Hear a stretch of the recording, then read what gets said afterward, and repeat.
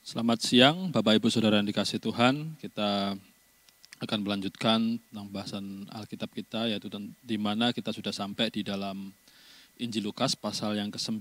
Kalau pada minggu kemarin kita di Injil Lukas pasal 9, ayat yang pertama sampai yang ke-17.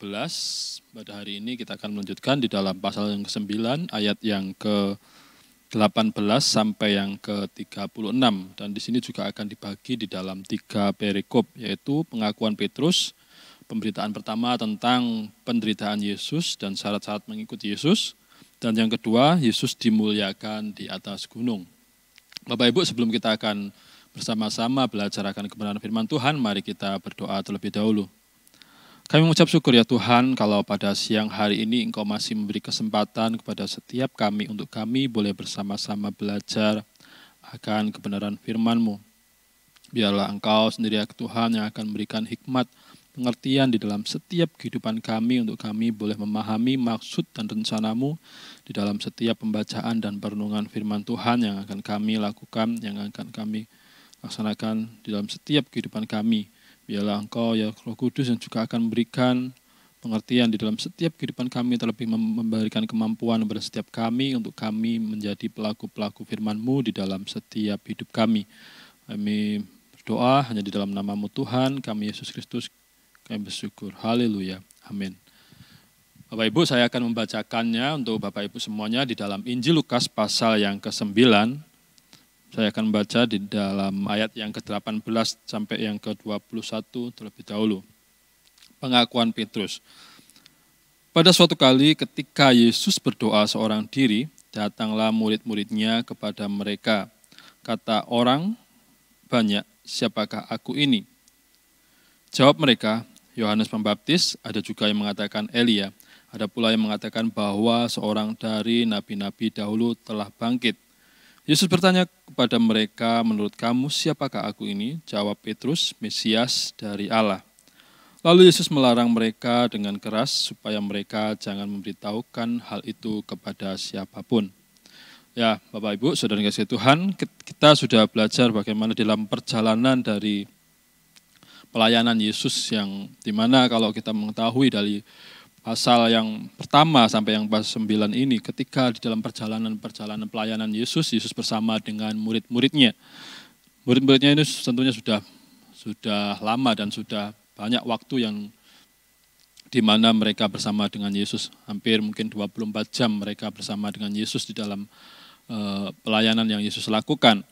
Dan di sini ketika kita membaca di dalam pasal 9, tentang dimana ketika Yesus menyendiri, kalau kita tahu bahwa apa aktivitas kegiatan yang Yesus lakukan di dalam setiap pelayanannya pun, di dalam kesibukannya pun dia menyempatkan waktu untuk mengambil saat waktu yang tepat, yaitu berdoa ketika pagi-pagi benar, seperti di dalam Injil-Injil lainnya mengatakan bahwa ketika pagi-pagi benar, pagi-pagi buta, ketika masih mungkin murid-muridnya belum bangun, Yesus sudah bangun dan sudah menyendiri untuk berdoa, menyendiri bukan untuk melamun atau mengerjakan apa, tetapi Yesus berdoa menyempatkan diri waktu untuk berdoa, untuk memiliki hubungan dengan Bapanya.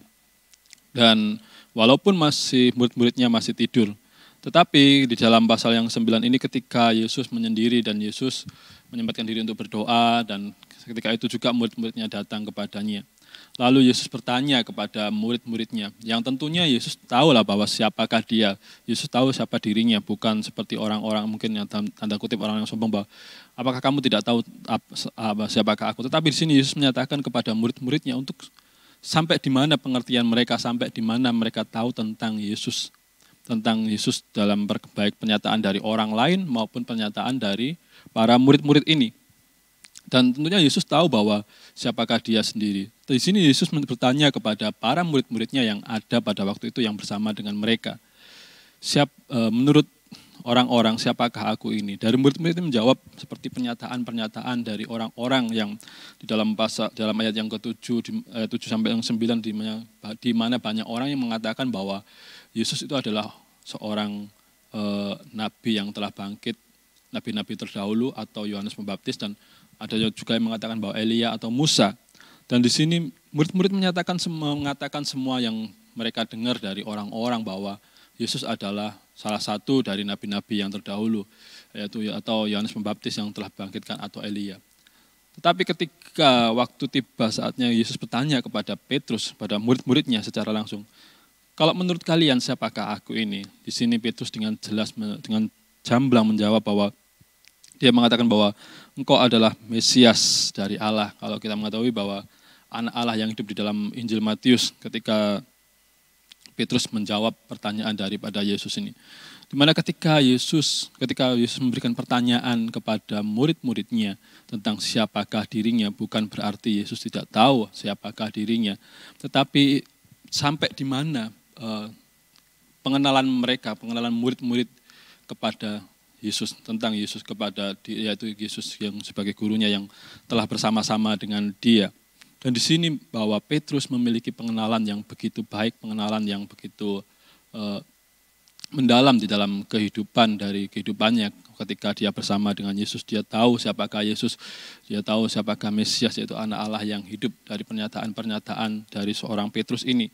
Kalau yang kita tahu bahwa seorang Petrus adalah seorang murid yang kelihatannya adalah murid yang begitu sangat kontroversial, yaitu dalam kehidupannya, di dalam apa yang dia kerjakan. Ketika di dalam Injil Matius atau di dalam Injil lainnya mengatakan bahwa ketika Yesus mendengar setiap ucapan dari Petrus tentang Mesias, yaitu di mana Petrus dapat menjawab atau memberikan keterangan siapakah Yesus itu.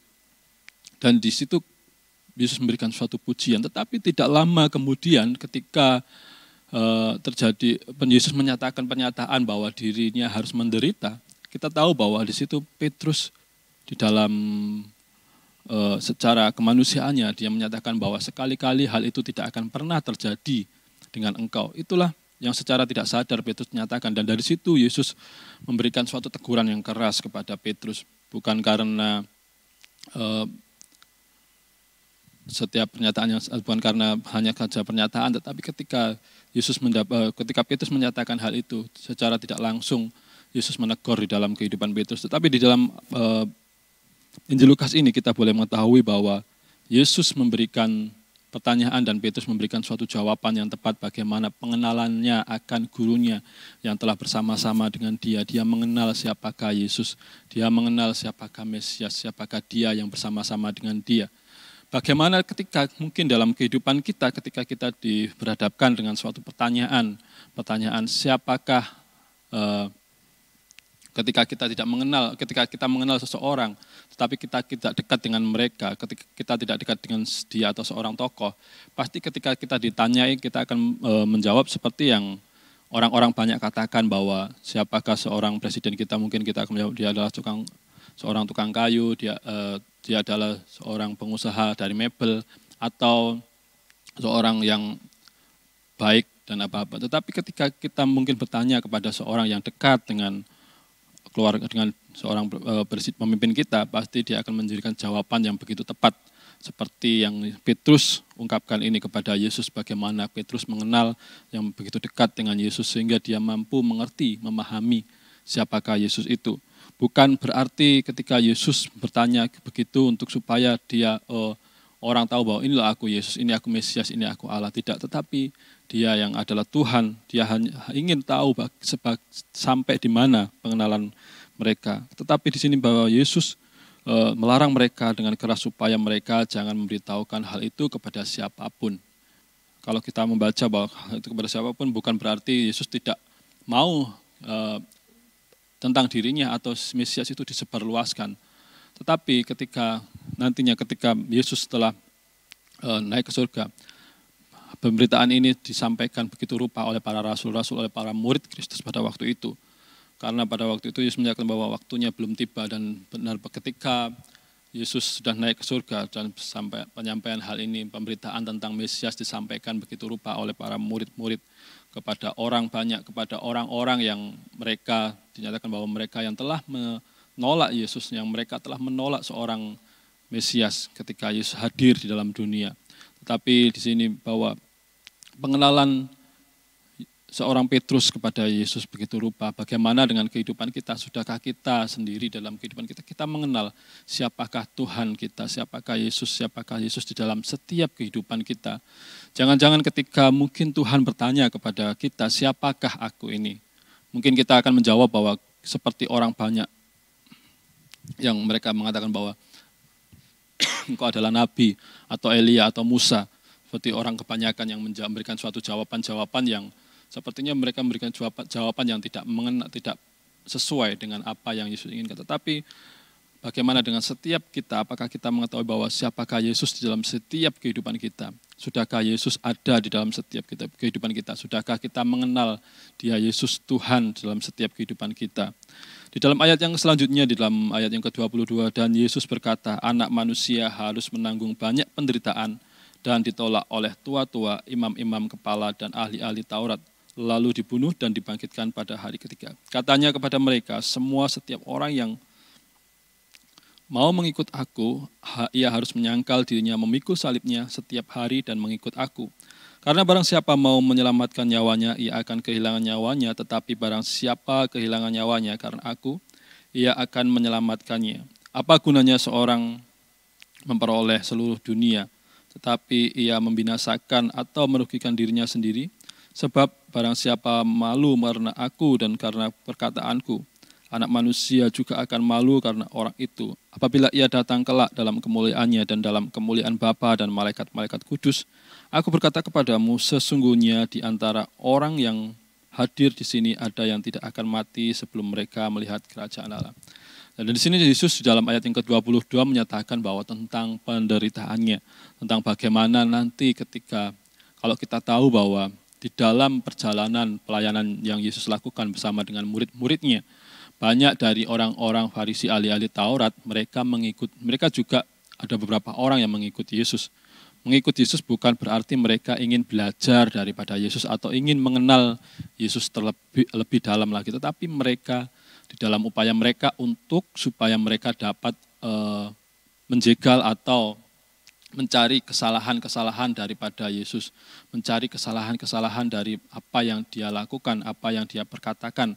Kalau kita mengetahui bahwa dari setiap pernyataan yang Yesus sampaikan di dalam pelayanan yang Yesus sampaikan, mesti kalau kita melihat, kita ketahui bahwa dari ahli-ahli Taurat, orang-orang Farisi ini, orang-orang yang pintar tentang Taurat, mereka selalu mencari suatu kesalahan-kesalahan, perkataan-perkataan yang mungkin salah atau perbuatan daripada Yesus yang salah ketika tidak dalam pandangan mereka. Mereka hal mencari satu kesalahan yang seharusnya itu adalah bukan suatu kesalahan, tetapi mereka mencari dan kesalahan.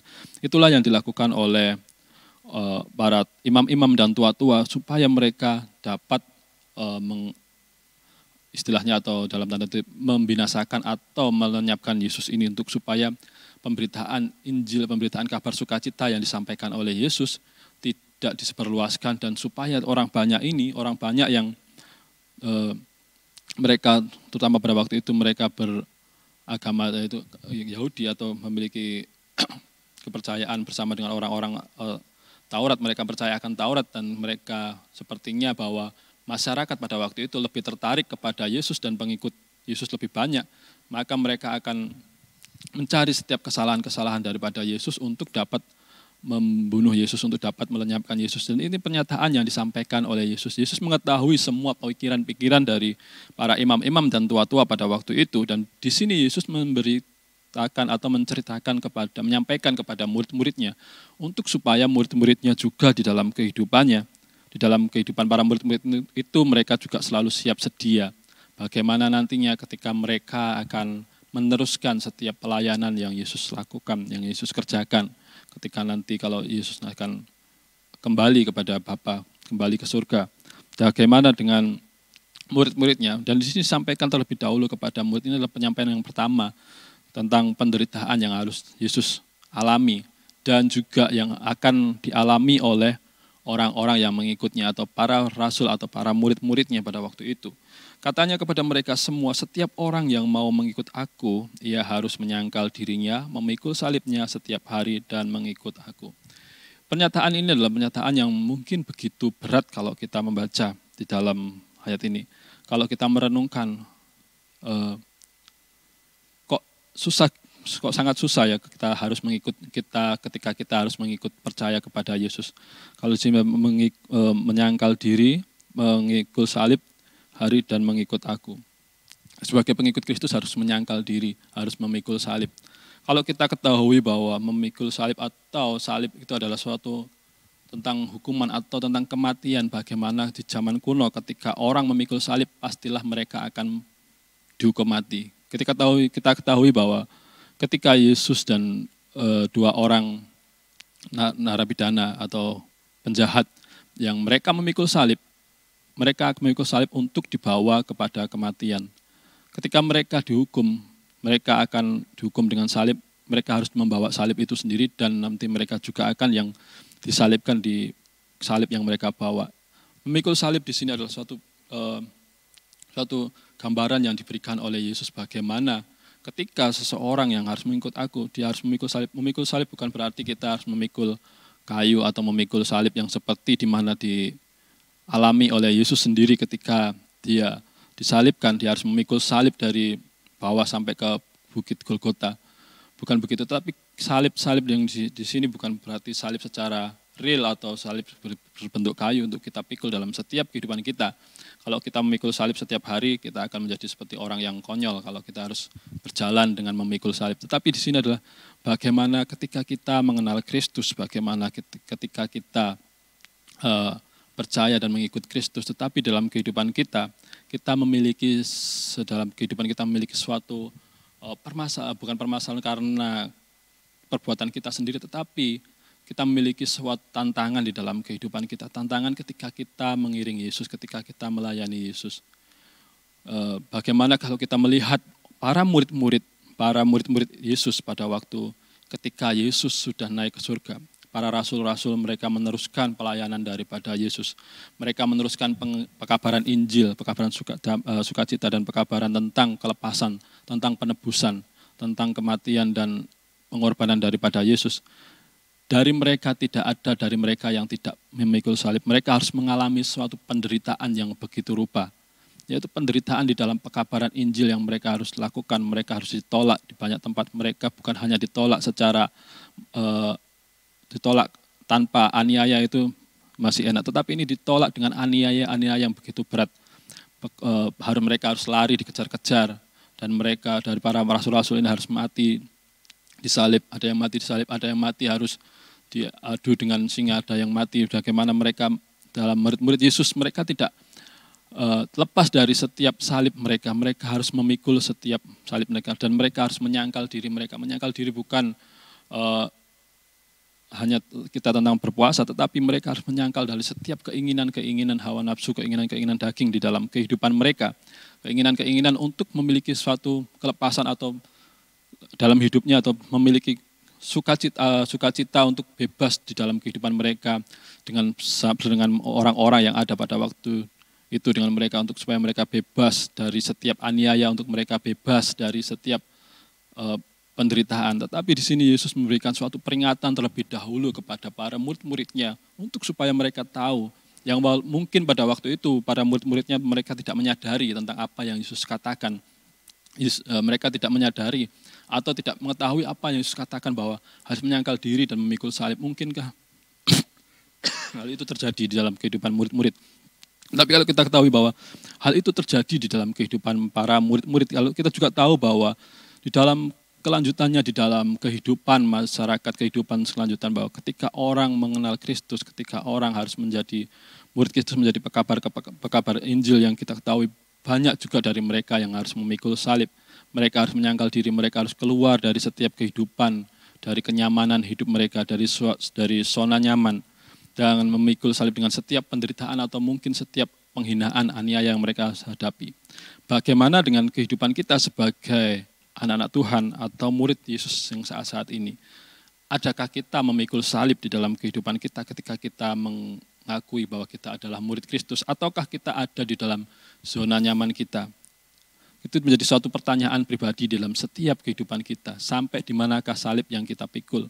Sampai di manakah penyangkalan diri kita ketika kita mengenal Kristus? Di dalam setiap kehidupan kita sebagai anak Tuhan, Di sini Yesus sudah menyatakan bahwa orang yang mau mengikut aku harus menyangkal diri, memikul salibnya. Ketika kita hidup di suatu zona nyaman, kita pasti akan kaget ketika kita menghadapi kehidupan seperti yang Yesus katakan bahwa memikul salib. Memikul salib bukan berarti kita harus memikul salib seperti yang saya katakan bahwa memikul kayu. Tetapi bagaimana di dalam kehidupan kita, sudahkah kita menceritakan tentang Yesus, sudahkah kita menjadi saksi tentang Kristus, sampai di mana Kristus hadir dalam setiap pengenalan kita di dalam Kristus, di dalam kehidupan kita. Karena barang siapa mau menyelamatkan nyawanya, ia akan kehilangan nyawanya. Tetapi barang siapa kehilangan nyawanya karena aku, ia akan menyelamatkannya. Dan di sini Yesus menyatakan bahwa lebih dalam lagi bahwa karena barang siapa mau menyelamatkan nyawanya, ia akan kehilangan nyawanya. Dimana kalau orang ketika ada suatu bencana atau musibah, pasti kebanyakan dari kita akan berusaha untuk kita lari. Ketika mungkin ada serangan atau teroris yang melakukan setiap serangan dalam perkumpulan, tetap kita akan berusaha lari untuk menyelamatkan nyawa kita. Itu adalah sesuatu hal yang wajar. Tetapi di sini ketika Yesus menyatakan bahwa karena barang siapa mau menyelamatkan nyawanya, ia akan kehilangan nyawanya. Ini bukan maksud untuk kita lari dari setiap musibah, bukan. Tetapi ketika kita menyatakan bahwa diri kita menjadi murid Kristus, kita mengikut Kristus, dan kita mau mengabarkan Injil Kristus seperti para rasul-rasul itu, ketika mereka mengabarkan Injil, mereka tidak pernah menyayangkan kehidupan mereka. Mereka sudah tahu konsekuensi atau sudah tahu dari dampak dari pekabaran Injil yang mereka lakukan.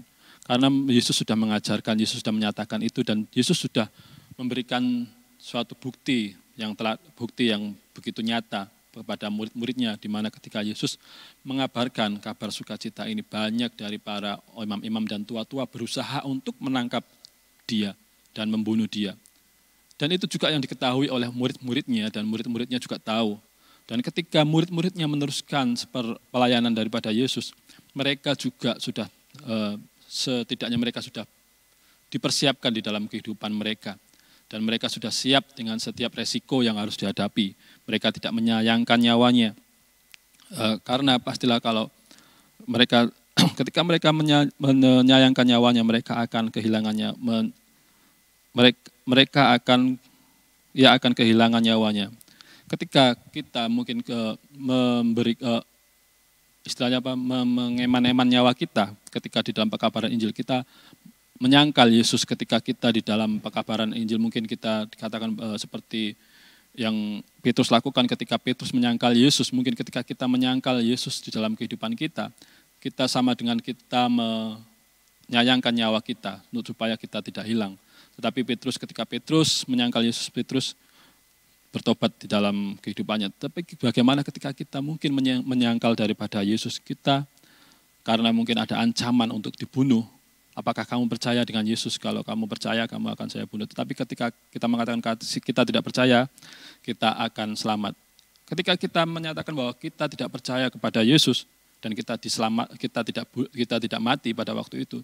Tetapi bagaimana dengan kehidupan kita, kehidupan yang setelah kematian? Karena kita sebagai orang percaya, kita memiliki kehidupan yang harus kehidupan dua kali, yaitu kita hidup di dunia ini, kita mati, dan kita memiliki kehidupan yang abadi, kehidupan bersama dengan Yesus. Itulah yang Yesus nyatakan bahwa ketika kita menyayangkan nyawa kita saat ini karena nama Yesus, kita akan kehilangan kehidupan kita yang kedua, yaitu kehidupan bersama dengan Dia. Ia akan kehilangan nyawanya, tetapi barang siapa kehilangan nyawanya karena aku, ia akan menyelamatkannya. Itulah yang Yesus berikan kepada murid-muridnya. Bagaimana kita ketahui banyak daripada murid Yesus, mereka semuanya hampir mati dalam pelayanannya. Mereka semuanya mati di dalam mati, bukan mati karena mati secara mungkin sakit atau dengan diam-diam, tetapi mereka mati dengan penganiayaan yang harus mereka alami. Dan itulah yang menyelamatkan kehidupan, karena mereka tahu bahwa kehidupan saat ini adalah bukan kehidupan yang abadi. Kehidupan di dunia yang saat ini bukan kehidupan yang mulia atau bukan kehidupan yang bersama-sama dengan Yesus. Kehidupan yang kedua adalah kehidupan yang abadi ketika kita sudah memberikan setiap kehidupan kita yang mengakui bahwa kita mengikut Kristus, kita harus menyangkal diri, kita harus memikul salib dan tidak menyayangkan nyawa kita untuk semua hanya untuk pekabaran Injil, untuk pekabaran Injil bagi orang-orang terutama orang-orang yang belum mengenal Kristus dalam kehidupan kita.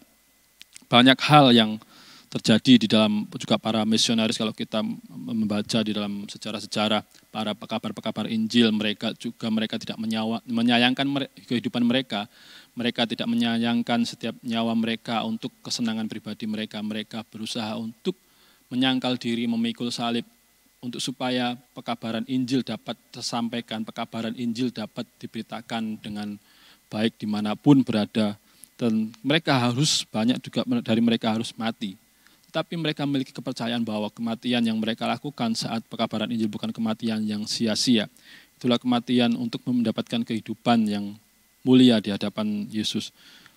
Apa gunanya seorang memperoleh seluruh dunia tetapi ia membinasakan atau merugikan dirinya sendiri? Sebab barang siapa malu karena aku dan karena perkataanku, anak manusia juga akan malu karena orang itu. Apabila ia datang kelak dalam kemuliaannya dan dalam kemuliaan Bapa dan malaikat-malaikat kudus. Ayat yang ke-25, apa gunanya seorang memperoleh seluruh dunia, tetapi ia membinasakan atau merugikan dirinya sendiri. Di sini Yesus bukan menyatakan bahwa kita tidak boleh memiliki kehidupan yang kaya. Kita tidak boleh memiliki kehidupan yang memiliki segalanya. Bukan hal itu yang Yesus sampaikan. Tetapi di sini Yesus menekankan bagaimana bahwa apa gunanya seorang memperoleh seluruh dunia. Boleh memperoleh seluruh dunia, tetapi ketika mereka memperoleh seluruh isi dunia, tetapi di dalam kehidupan mereka tidak memiliki yang namanya kehidupan yang akan datang. Yaitu mereka tidak memiliki Kristus di dalam hidup mereka. Mereka begitu menyayangkan nyawa mereka untuk supaya mereka memiliki kesenangan di dalam kehidupan dunia. Tidak pernah memiliki yang artinya menyangkal diri atau memikul salib di dalam kehidupan mereka. Tetapi mereka berusaha untuk mengumpulkan mungkin seluruh isi dunia ini untuk supaya menjadi miliknya. Untuk supaya mereka lebih bahagia, yang dikatakan bahwa surga dunia, kalau orang mengatakan bahwa surga dunia ketika memiliki segalanya dan lupa akan kehidupan, lupa akan siapa dirinya, lupa siapa akan dirinya di dalam kehidupan dunia yang fana ini, dan lupa akan siapakah Tuhan di dalam kehidupannya. Itu yang Yesus kecam, bukan kita sebagai manusia tidak boleh memiliki kekayaan, tetapi di sini bahwa sebab barang siapa malu karena aku dan karena perkataanku, anak manusia juga akan malu karena orang itu. Ketika di dalam kehidupan kita mungkin kita malu untuk mengakui bahwa siapakah Yesus di dalam kehidupan kita, siapakah Tuhan di dalam hidup kita. Mungkin kita malu karena karena banyak orang-orang Kristen yang dihina atau orang-orang yang mengaku murid Kristus, mereka yang harus mengalami penghinaan ketika di masa-masa setelah kenaikan Yesus. Banyak dari para murid-murid dan para jemaat-jemaat awal-awal mereka harus mengalami penganiayaan, mereka harus mengalami hinaan. Sebagai manusia mungkin sebagai manusia biasa, mungkin memiliki sikap yang takut atau malu untuk menyatakan bahwa Yesus itu Tuhan, Yesus itu Allah yang telah menjadi manusia. Karena banyak sekali saat ini juga kalau kita ketahui bahwa hinaan-hinaan yang dilontarkan kepada orang-orang Kristen bahwa kita menyembah manusia yang dituhankan, kita menyembah Tuhan yang katanya Tuhan tapi disalib dengan telanjang. Itulah yang hinaan-hinaan. Kalau kita sebagai orang-orang Kristen biasa, kita akan mengalami iya ya, kenapa aku harus menyembah itu, akan jadinya memiliki suatu yang risih atau malu ya, memiliki Tuhan yang gitu, malu memiliki Yesus yang katanya Tuhan tapi tidak mampu menyelamatkan dirinya dari salib atau harus telanjang ketika disalib. Di sini mungkin hal itu yang kadang juga dimiliki, apalagi kalau anak-anak kecil ketika masih SD mungkin harus mengalami hinaan-hinaan seperti Yesus Tuhanmu itu disalib, Tuhan kok mati disalib, Tuhan harusnya kan nggak mati, Tuhan harusnya itu hidup. Terus Yesus itu bukan Tuhan, Yesus itu adalah manusia. Seringkali di dalam pengalaman saya pribadi juga ketika saya SD, saya hidup di sekolah dasar yang mayoritas adalah orang agama saudara kita. Dan banyak sekali dari teman-teman saya yang mengolok-olok, orang Kristen itu adalah Tuhannya itu disalib, Tuhannya tidak, dalam tanda kutip, tidak pakai celana ketika disalib, Tuhannya telanjang, Tuhannya dihina, Tuhan kok dihina, Tuhan kok manusia kok dituhankan. Ya, sebagai anak kecil ketika pada waktu itu saya ya sedikitnya malu. Iya, kenapa ya? Karena saya belum mengetahui tentang siapakah Yesus, tentang sampai di mana keimanan saya pada waktu itu, kepercayaan saya kepada Yesus, sehingga saya sebagai seorang yang baru mengenal Yesus pada waktu itu, ketika saya baru saja menjadi seorang yang Kristen, ya ada sedikit malu dalam kehidupan saya, ada sedikit saya sepertinya tidak mengakui bahwa Yesus adalah Tuhan di dalam kehidupan saya. Tetapi di sini ketika saya mengetahui bahwa Yesus berkata bahwa sebab barang siapa malu karena aku dan karena perkataanku, anak manusia juga akan malu karena orang itu apabila ia datang kelak dalam kemuliaannya dan dalam kemuliaan Bapa dan malaikat-malaikat kudus. Dan itulah pernyataan yang Yesus sampaikan kepada para murid-muridnya untuk supaya mereka memiliki keberanian di dalam kehidupan mereka untuk menyatakan siapakah Yesus, seperti yang sudah dinyatakan oleh Petrus, Yesus adalah Mesias, anak Allah yang hidup. Itulah yang Yesus inginkan di dalam kehidupan daripada murid-muridnya untuk meneruskan setiap pelayanan yang Yesus sudah lakukan, yang dimana Yesus sudah mengajarkan dan dimana juga murid-muridnya sudah belajar selama 2,5 tahun dan 24 jam bersama-sama dengan Yesus di dalam kehidupan mereka. Dan di sini Yesus memberikan suatu peringatan yang pertama tentang penderitaan Yesus, bagaimana sebagai pengikut Kristus, bagaimana kita harus menghadapi penderitaan, penganiayaan ketika kita di dalam kehidupan kita, di dalam kita keluar dari setiap zona nyaman di dalam zona nyaman kita. Bagaimana ketika kita keluar dari zona nyaman kehidupan kita, apakah kita mengalami setiap penderitaan dalam kehidupan. Penderitaan bukan karena penderitaan yang kita buat di dalam kehidupan kita sendiri, penderitaan karena kesalahan kita sendiri, tapi penderitaan karena Kristus, karena pengenalan kita akan Kristus. Bagaimana ketika kita menjadi saksi, kita harus ditolak mungkin di dalam kehidupan kita. Ketika kita harus menjadi saksi, kita harus dihina. Kita menjadi saksi Kristus, kita harus mungkin mengalami pukulan seperti dialami oleh Rasul Paulus pada waktu itu, yang dimana di dalam kehidupannya sebagai rasul yang harusnya dia rasul yang Paulus yang dulunya adalah seorang penganiaya, yang orang yang menganiaya para murid Kristus, tetapi ketika dia ditangkap, dia yang dulunya hidup di zona nyaman, hidup yang di dunianya yang begitu enak untuk dapat menganiaya, tetapi ketika dia mengikut Kristus, dia sendiri harus mengalami penderitaan seperti yang Yesus sampaikan kepada para murid-muridnya itu. Aku berkata kepadamu, sesungguhnya di antara orang yang hadir di sini ada yang tidak akan mati sebelum mereka melihat kerajaan Allah. Ketika saya membaca ayat ini, ketika saya bingung juga mendapatkan suatu pertanyaan, sesungguhnya di antara orang yang hadir di sini ada yang tidak akan mati sebelum mereka melihat kerajaan Allah. Itu pernyataan daripada Yesus kepada para murid-muridnya. Kalau kita mengetahui, kita membaca, ada beberapa penafsir menyatakan bahwa ketika nanti murid-murid, ada yang beberapa murid yang diajak untuk mengikuti Yesus berdoa, ketika melihat Yesus berubah dan melihat Musa dan Elia hadir, mereka melihat suasana seperti kerajaan Allah. Mereka, para Petrus dan Yohanes, mereka tidak ingin pulang, mereka ingin ada di situ dan mereka ingin rasanya mendirikan sebuah kemah untuk mereka dapat tinggal bersama-sama. Karena mereka melihat suatu kemuliaan, suatu kerajaan Allah.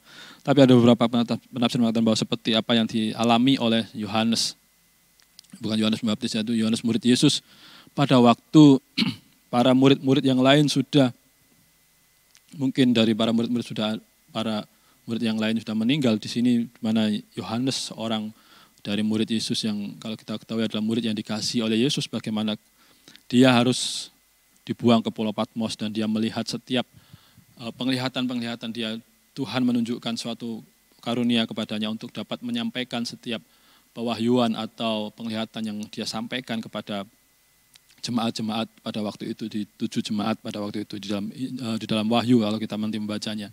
Dan di sini bahwa Yesus memberikan suatu pernyataan ini kepada para murid-muridnya, pastilah menjadi suatu pertanyaan bagi murid-muridnya, siapakah di antara mereka.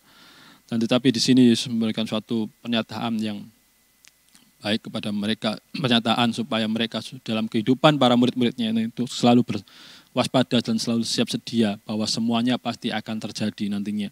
Dan di dalam ayat yang ke-28 di dalam mana dalam perikop Yesus dimuliakan di atas gunung, kira-kira 8 hari sesudah segala pengajaran itu, Yesus membawa Petrus, Yohanes dan Yakobus lalu naik di atas gunung untuk berdoa. Ketika ia sedang berdoa, rupa wajahnya berubah dan pakaiannya menjadi putih berkilau-kilauan. Dan tampaklah 2 orang berbicara dengan dia, yaitu Musa dan Elia. Keduanya menampakkan diri dalam kemuliaan dan berbicara tentang tujuan kepergiannya yang akan digenapinya di Yerusalem. Sementara itu Petrus dan teman-temannya telah tertidur, dan ketika mereka terbangun, mereka melihat Yesus dalam kemuliaannya. Dan kedua orang yang berdiri di dekatnya itu. Dan ketika kedua orang itu hendak meninggalkan Yesus, Petrus berkata kepadanya, "Guru, betapa bahagianya kami berada di tempat ini. Baiklah kami dirikan sekarang 3 kemah, 1 untuk engkau, 1 untuk Musa, dan 1 untuk Elia." Tetapi Petrus tidak tahu apa yang dikatakannya itu. Sementara ia berkata demikian, datanglah awan menaungi mereka, dan ketika mereka masuk ke dalam awan itu, takutlah mereka, maka terdengarlah suara dari dalam awan itu yang berkata, "Inilah anakku yang kupilih, dengarkanlah dia." Ketika suara itu terdengar, nampaklah Yesus tinggal seorang diri dan murid-murid itu merahasiakannya. Dan pada masa itu mereka tidak menceritakan kepada siapapun apa yang telah mereka lihat itu. Dan di sini bahwa dikatakan bahwa ketika Yesus setelah pengajaran-pengajarannya itu, di sini adalah hari yang ke-8 kalau di Injil Matius dan Markus, kalau salah, Injil Matius dan Markus mengatakan bahwa hari yang ke-6, tapi di sini adalah hari yang ke-8. Yang kalau kita tahu bahwa ketika Yesus berdoa ini adalah waktu malam, yaitu mungkin pada waktu pergantian hari, sehingga perhitungannya hampir di sini Lukas lebih kalau istilahnya lebih teliti atau lebih jelas dalam menjelaskan. Di sini ketika Yesus di dalam setelah Yesus mengadakan suatu pengajaran dan ketika Yesus mengasingkan diri atau mengambil waktu tersendiri untuk berdoa dan berdoa di atas gunung. Kalau di sini tidak disebutkan gunung apa, tapi ada penafsir banyak mengatakan bahwa ada beberapa namanya gunung di gunung-gunung pada waktu itu, pada masa itu. Dan di sini Yesus mengajak Petrus, Yohanes dan Yakobus untuk mereka menemani Yesus berdoa di atas gunung ini. Tetapi ketika Yesus berdoa, para murid-muridnya ini tertidur. Mereka tertidur karena mereka mungkin kelelahan di dalam perjalanan di dalam pekabaran Injil yang mereka ikuti ketika Yesus melakukan setiap pelayanan. Dan di sini ketika Yesus berdoa, rupa wajahnya itu berubah dan pakaiannya menjadi putih berkilau-kilauan, dan tampaklah 2 orang berbicara dengan dia, yaitu Musa dan Elia. Dan keduanya menampakkan diri dalam kemuliaan dan berbicara tentang tujuan kepergiannya yang akan digenapinya di Yerusalem. Kalau di sini tidak dijelaskan kalau di sini tidak diperjelaskan begitu rupa tentang apa perbincangan dari Musa, Elia dan Yesus, tetapi dijelaskan adalah intinya dari bagaimana tentang perjalanan dari Yesus nantinya sampai di Yerusalem, apa yang akan terjadi dengan Yesus, bagaimana ketika Yesus nantinya akan mengakhiri perjalanannya yaitu di Yerusalem, bagaimana dia harus ditangkap dan dia harus dianiaya dan disalib. Itulah yang mungkin disampaikan oleh Musa dan Elia pada waktu itu. Dan sementara itu Petrus dan teman-temannya telah tertidur, dan ketika mereka terbangun, mereka melihat Yesus dalam kemuliaannya dan kedua orang yang berdiri di dekat itu. Dan ketika kedua orang itu hendak meninggalkan Yesus, Petrus berkata kepadanya, "Guru, betapa bahagianya kami berada di tempat ini. Baiklah kami dirikan sekarang 3 kemah, 1 untuk engkau, 1 untuk Musa, dan 1 untuk Elia." Tetapi Petrus tidak tahu apa yang dikatakannya. Ya, kalau kita ketahui bahwa Petrus ini orangnya sepertinya adalah orang yang sangat begitu cepat untuk berkata-kata, sangat begitu cepat untuk menangkap setiap momen-momen yang ada pada waktu itu. Ketika kita melihat di sini juga, ketika Yesus memberikan pertanyaan, "Siapakah aku?" Di sini Petrus memberikan suatu jawaban yang begitu tepat, seperti yang Yesus inginkan. Dan juga ketika Yesus menyatakan apa yang akan terjadi di dalam kehidupan penderitaan yang pertama, di situ Petrus dengan cepat memberikan suatu pernyataan yang sangat ditentang oleh Yesus. Dan juga ketika mereka melihat, ketika Yesus berdoa dan mereka melihat bahwa kemuliaan Allah ada di dalam di kehidupan di Yesus dan dia melihat Elia dan Musa ketika pada waktu itu, dan dia merasakan suatu hal yang begitu mungkin sangat bahagia di dalam kehidupannya, suatu yang nyaman, suatu pandangan, suatu pemandangan yang begitu indah, pemandangan yang begitu sangat tidak bisa untuk dilupakan, sangat susah untuk ditinggalkan. Sehingga dia memiliki suatu pernyataan untuk membangun sebuah kemah supaya mereka dapat tinggal di situ beberapa lama. Dan di situ ada pernyataan yang Petrus sampaikan, ya, pernyataan yang tidak pernah apa yang Petrus pikirkan terlebih dahulu, tetapi dia memiliki suatu pernyataan yang begitu cepat untuk mengungkapkannya. Dan di sini menyatakan bahwa Petrus tidak tahu apa yang dikatakannya itu. Dari perkataan Petrus sebagai seorang manusia, sebagai seorang murid, dia ingin supaya kehidupan dari suatu pemandangan yang indah, pemandangan yang bagaimana tentang kemuliaan di dalam kehidupan Yesus, kemuliaan Yesus pada waktu itu yang begitu nampak di dalam kehidupan mereka. Bagaimana mereka melihat wajah Yesus dan kemilauan dari pakaian yang dipakai oleh Yesus dan orang yang ada pada waktu itu, ya, Elia dan Musa pada waktu itu. Kenapa Elia dan Musa? Kalau kita melihat di sini bahwa seringkali kita melihat bahwa ketika Yesus berdoa dan nampaklah kalau di beberapa Injil mengatakan juga Elia dan Musa. Kenapa harus Elia dan Musa? Kenapa tidak nabi-nabi lainnya? Kalau kita mengetahui bahwa Elia dan Musa adalah penggambaran di dalam kehidupan mereka di dalam perjanjian lama, di dalam tentang bagaimana mereka harus memimpin, mereka menjadi seorang nabi yang membawa kelepasan bagi bangsa Israel. Penggambaran tentang penyelamatan yang harus dilakukan oleh mereka, yaitu Musa membawa bangsa Israel keluar dari tanah Mesir, membawa kelepasan bagi bangsa Israel. Dan di sini juga Elia yang memberikan suatu tentang keteladanan, tentang bagaimana kehidupan Yesus sebagai nantinya yang akan datang pada akhir zaman. Dan itu adalah suatu pernyataan-pernyataan yang Allah sampaikan di dalam kehidupan dari para kedua nabi ini, yaitu Musa dan Elia pada masa itu, pada zaman perjanjian lama. Dan di sini mereka menampakkan diri kepada murid-murid. Mereka menampakkan diri kepada murid-murid yang kita ketahui bahwa mungkin daripada murid-murid ini juga sudah mengetahui, sudah mengenal atau mengerti tentang Musa dan Elia, sehingga ketika mereka melihat, di sini Petrus tahu bahwa itu adalah Musa dan Elia. Sementara ia berkata demikian, datanglah awan menaungi mereka, dan ketika mereka masuk ke dalam awan itu, takutlah mereka. Dan inilah yang terjadi ketika mereka mengetahui dan mereka diselubungi awan yang pastinya bukan awan yang gelap gulita, tetapi awan yang begitu terang dan bercahaya. Kalau kita melihat di dalam baptisan yang dilakukan oleh Yohanes Pembaptis, setelah Yohanes melakukan baptisan, lalu Allah berbicara kepada Yesus bahwa inilah kepada Yohanes pada Yesus pada waktu itu, bahwa inilah anak yang kasih, kepadanya lah aku berkenan. Dan itulah suara itulah yang ada pada waktu itu ketika para murid, yaitu Petrus, Yohanes dan Yakobus mendengar hal ini. Mereka memiliki ketakutan bukan takut karena ngeri atau takut karena suara yang mengerikan, tetapi takut karena mereka tidak mampu untuk mendengarkan setiap suara itu. Dan ketika maka terdengar suara dari dalam awan itu yang berkata, inilah anakku yang kupilih, dengarkanlah dia. Dan inilah pernyataan yang disampaikan juga seperti yang disampaikan kepada ketika Yohanes Pembaptis selesai membaptis daripada Yesus. Dan ini juga pernyataan yang disampaikan kepada murid-muridnya pada waktu itu, yaitu murid Yesus. Kalau kita ketahui ketika juga, karena murid Yesus pada waktu itu, para Petrus dan Yohanes, mereka terkesima, mereka terpesona dengan pemandangan yang begitu rupa, pemandangan yang begitu kemilau, pemandangan yang begitu indah, pemandangan yang tidak harus cepat-cepat hilang. Mereka harus ingin bersama-sama dengan mereka di situ, karena memiliki suatu kemuliaan, yaitu kemuliaan Yesus yang membuat hati mereka damai pada waktu itu, sehingga Petrus memberikan suatu pernyataan yang begitu rupa untuk dapat membangun sebuah kemah bagi mereka dan bagi Yesus dan bagi kedua nabi itu.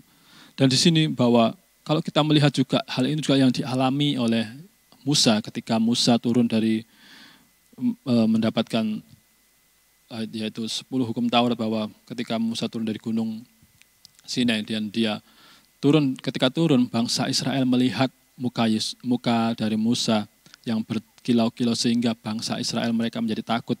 Sehingga Musa dengan upaya dapat berbicara dengan mereka, Musa menutup mukanya untuk supaya mereka tidak takut. Dan ketika Musa kembali lagi untuk bertemu dengan Allah, untuk berdoa, Musa membuka lagi. Dan Musa memiliki muka yang berseri-seri, muka yang bercahaya pada waktu itu. Dan juga ini ketika Yesus berdoa ini juga ketika kemuliaan yang ada di dalam dirinya dinampakkan kepada para murid-muridnya.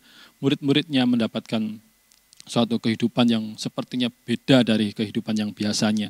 Dan di sini bahwa ketika Allah menyatakan kepada para murid-muridnya bahwa inilah anakku yang kupilih, dengarkanlah dia. Dan itulah yang juga pernyataan yang Allah nyatakan kepada para murid-muridnya untuk supaya para murid-muridnya ini mendengarkan apa yang Yesus katakan, apa yang Yesus sampaikan, apa yang Yesus perintahkan di dalam kehidupan mereka. Ketika suara itu terdengar, nampaklah Yesus tinggal seorang diri dan murid-murid itu merahasiakannya. Dan masa itu mereka tidak menceritakan kepada siapapun apa yang telah mereka lihat itu. Ya, kalau kita melihat bahwa mereka tidak menceritakan tentang kejadian yang terjadi pada malam itu, pada waktu mereka berdoa dan pada waktu mereka mengikuti Yesus berdoa. Dan mereka tidak menceritakan semuanya kepada murid-muridnya yang lain kemungkinan. Tetapi ketika Yesus sudah naik ke surga, Yesus sudah meninggalkan mereka. Mereka menceritakan semuanya itu tentang bagaimana kemuliaan Allah hadir di dalam kehidupan Yesus. Dan mereka dapat melihat bagaimana kerajaan di dalam kerajaan Allah yang begitu nyata, yaitu kerajaan Allah yang walaupun sebentar di dalam kehidupan mereka yang mereka lihat, tentang bagaimana kemuliaan yang Yesus nampak di dalam, yang Yesus tampakkan kepada mereka, sehingga mereka memiliki suatu kehidupan yang berbeda dari biasanya, seperti kehidupan manusia yang biasanya. Di dalam pernyataan, di dalam pengajaran-pengajaran yang Yesus sampaikan pada kita pada hari ini, bahwa mengatakan bahwa pengakuan Yesus, pengakuan Petrus, pernyataan daripada Yesus dan pengakuan yang disampaikan oleh Petrus bahwa Yesus adalah Mesias, Yesus adalah anak Allah yang hidup, dia adalah anak Allah yang hidup, yang memberikan juga kehidupan bagi kita, kehidupan dari kita yang mati dari dalam dosa-dosa, tetapi kita telah digantikan oleh dia. Dan di dalam bagaimana dalam setiap kehidupan kita, ketika kita harus menjadi murid Kristus, kita harus memiliki sesuatu penyangkalan diri, kita harus melepaskan diri, berusaha untuk dapat menyangkal diri, yaitu mengikuti setiap keinginan-keinginan daging, keinginan-keinginan hawa nafsu, dengan juga menyangkal diri, memikul salib, yaitu setiap, bukan kita harus memikul salib, kayu salib, tetapi kita harus memikul setiap penderitaan, mungkin penderitaan yang harus kita hadapi oleh karena nama Yesus, bukan penderitaan karena setiap masalah di dalam setiap kehidupan kita, karena kehidupan kita sendiri, karena permasalahan yang kita buat sendiri, tetapi karena pengiringan kita kepada Kristus. Dan di situ juga kita boleh belajar bagaimana ketika kita melihat bahwa kemuliaan Yesus yang dinyatakan, bahwa apa yang Yesus nyatakan, apa yang Allah nyatakan, bahwa inilah anakku yang kepilih dan dengarkanlah dia. Kita sebagai anak Tuhan juga, kita sebagai anak-anak Kristus, kita juga melihat bahwa kita mendengar, bahwa kita melihat, walaupun kita tidak melihat secara langsung, kita hanya mendengar mungkin dalam setiap pembacaan atau perenungan kita, pembacaan tentang firman, tentang Injil, tentang Kristus, kita boleh percaya bahwa dia adalah anak Allah yang hidup, dia adalah yang diutus oleh Allah, dan kita boleh mendengarkan apa yang Yesus ajarkan di dalam setiap kehidupan kita, apa yang Yesus sampaikan di dalam setiap kehidupan kita, di dalam setiap pengiringan kita. Biarlah firman Tuhan yang kita pelajari pada siang hari ini, kita boleh bersama-sama belajar, dan nanti sore akan dijelaskan lebih detail oleh Pak Lindra, dan kita boleh bersama-sama belajar dari Injil Lukas pasal yang ke-9 ayat yang ke-18 sampai yang ke-36. Dan nanti kita akan mengikutinya di dalam PA yang akan dilakukan jam 5.30 atau 18.30. Nanti kita akan 17.30 ya, kita akan bersama-sama belajar tentang kebenaran firman Tuhan. Kita akan belajar lebih lagi kalau tentang Injil Lukas pasal yang ke-9 ini. Biarlah pada siang hari ini setidaknya kita boleh bersama-sama sedikit belajar tentang bagaimana kita mengikut Kristus, siapakah Yesus di dalam setiap kehidupan kita, dan bagaimana kita mengikuti setiap teladan dan yang Yesus ajarkan di dalam setiap kehidupan kita. Amin. Mari kita berdoa. Kami ucap syukur ya Tuhan kalau pada siang hari ini kami boleh bersama-sama belajar akan kebenaran firman-Mu. Biarlah Engkau Roh Kudus memberikan hikmat pengertian di dalam kehidupan kami. Dan biarlah Engkau sendiri akan membimbing kami, membuat hati kami mengerti, membuat pemikiran kami mengerti apa maksud rencana Tuhan di dalam setiap hidup kami. Kami menyerahkan hidup kami, kehidupan kami ke dalam tangan kuasa-Mu, dan biarlah Engkau juga memberkati untuk setiap semua kami yang mendengar, kami yang membaca firman-Mu. Dimanapun kami berada, biarlah kami boleh Engkau pertambah-tambahkan iman, kesetiaan kami, kepercayaan kami kepada Engkau, dan juga Engkau pertambah-tambahkan dalam setiap kehidupan kami, bahwa kami adalah anak-anak-Mu, bahwa Engkau adalah Tuhan dan Juru Selamat di dalam setiap kehidupan kami, dan kemampukan kami untuk kami boleh mengikuti apa yang Engkau ajarkan di dalam setiap hidup kami. Terima kasih Tuhan Yesus untuk kebenaran firman-Mu pada siang hari ini, di dalam nama-Mu Tuhan kami Yesus Kristus kami berdoa. Amin.